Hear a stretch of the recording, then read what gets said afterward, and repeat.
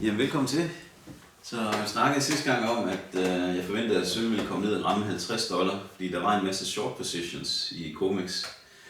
Og så er den eneste måde, man kan få lukket, der var for short positions for 610 millioner ounces, og så meget sølv findes der slet ikke. Så den eneste måde, man har en chance for at få lukket alle de short positions, det er, hvis man kan skabe noget panik i markedet. Og der havde jeg sådan en forventning om, at det logiske måde skal niveau at skabe panik på sølv, det er jo ved $50. Fordi det var højden tilbage i 80'erne, og så nu her i 2011. Og der havde jeg forventet, at vi ville komme ned og ramme 50. Og der så ville være en chance for at skabe noget panik der, så de kunne få lukket deres short positions. Men det er ikke sket. I kan se, at den vendte her ved 54,5, og så begyndte at stige igen.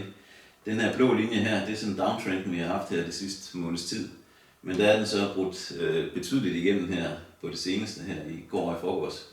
Og så har den vandrette linje, vi har her, det er der, hvor den lavede double bottom i sin tid, og det var her, jeg sendte en video ud med, at heroppe sendte jeg video ud, at hvis den brød igennem det her, så er det sådan et faresignal, at så kunne det godt være, at der kom enten en lang periode eller et stort, kort dyk. Men der kom så ikke nogen af delene. Altså der kom et dyk her, hvor den så har været nede her. Men nu er den så kommet op igen, så den er i niveau med nedbruddet der, og der er en lille smule over nu.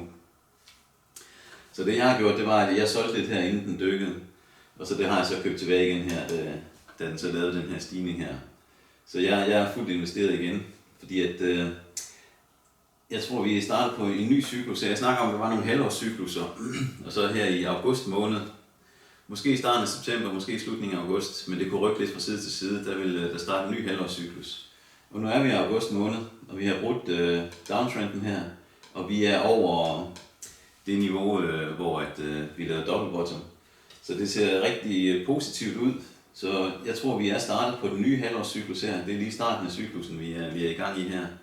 Og det vil så sige, at de næste 3 måneder, der kommer det så til at gå opad. Så det er ikke helt så negativt, som jeg var i min sidste video. Så jeg tænker, at især hvis man ser på guld, så kan man bedre se det. Det kan se, her har vi downtrend-linjen siden slutningen af februar. Og så frem til i forgårs, kan man sige. Og der er i hvert fald ingen tvivl om, at guld har brudt ud. Altså den kan sige, den har virkelig brudt igennem downtrend-linjen. Så jeg tror simpelthen, at vi starter på den nye halvårscyklus her. Så det passer meget godt med, at vi er i august måned, og det begynder at gå amok nu. Så det er et godt tidspunkt at komme med på nu. Det er selvfølgelig et bedre tidspunkt her. Og så er der mange, der er svært ved at købe, fordi at, nej, nu er det steget, det var billigere i går og i forgårs. Men altså, hvis ikke man kommer med nu, så bliver det sværere og sværere at købe ind efterhånden, som det begynder at stige. Og alle de der short positions, vi snakkede om, jamen de eksisterer stadigvæk. Her det var mange combined short positions på COMEX. Så I kan se, den har kørt sidelands her. Så selvom den har været så lav lige det her øjeblik her, indtil sidste uge, så er det ikke lykkedes dem at lukke nogle af de der short positions. Det vil sige, at de er fanget nu, her hvor sølv begynder at stige. Nu skal de her sølv, det var den anden vej. Så vi kan se, for at sølv rigtig kan bekræfte, at den har startet en ny uptrend, så skal vi sådan set lige over det der højdepunkt, vi havde her. Fordi at vi mangler lige $0,50 eller sådan noget, for at komme over det, men altså, det kommer vi over i dag. Altså der er rimelig support på i dag her. Så alle de short positions, vi så før, jamen de er fanget, og så er der så mulighed for, at vi kan få det, man kalder et short squeeze, hvor at når de får lukket deres short positions, så er de jo nødt til at købe sølv tilbage. Og der er simpelthen ikke sølv nok til, at man kan lukke alle de short positions.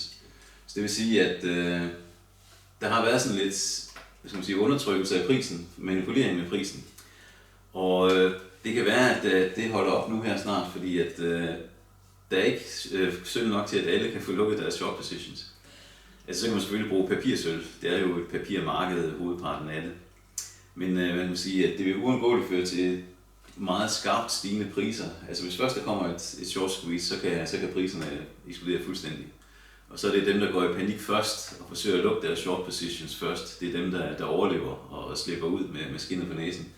Men de er så med til at presse prisen op, og så dem, der så går i panik næste gang og forsøger at lukke deres short positions, jamen det er til en meget højere kurs, så er til at købe meget tilbage. Så hvis du får et short squeeze, jamen så lige pludselig så har du en kæmpe stigning. Og det er den risiko for, at jeg havde forventet, at de ville forsøge at lave et run på 50, så de kunne få lukket alle deres short position, men det er ikke sket. Så nu er der rigtig mange, der er fanget. Og det var bare lige en hurtig video her for, at vi er over det niveau igen, hvor det var farligt. Så nu er... Altså nu, jeg tror, at den nye halvårscyklus, den er startet her, så den er lige gået i gang. Så det er et godt tidspunkt at komme med på nu, hvis man ikke er med.